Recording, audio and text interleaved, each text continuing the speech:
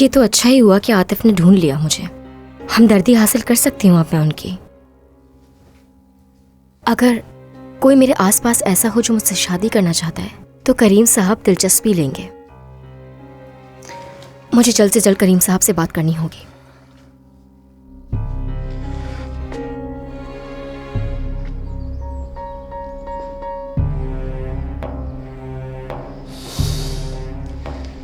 फजूल में इंतजार कर रहा हूं मैं। उसने मुझे देख लिया है, कभी घर से बाहर नहीं आएगी।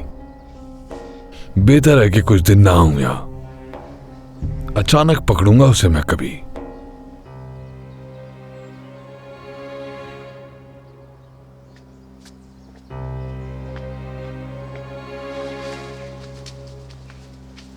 ज़ैनब, बहुत शुक्रिया।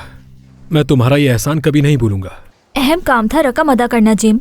मुझे पता है तुम ये कहोगे कि ज़ैनब ये कोई बड़ी रकम नहीं थी, लेकिन जब किसी के पास कुछ भी ना हो तो उसे थोड़े भी बहुत लगते हैं। बिल्कुल, तुम ठीक कह रही हो। देखो जिम, अब तुम ये रकम अदा करके जल्द ही अपनी गाड़ी निकलवाने की कोशिश करना। ठीक है, मैं कर लूंगा।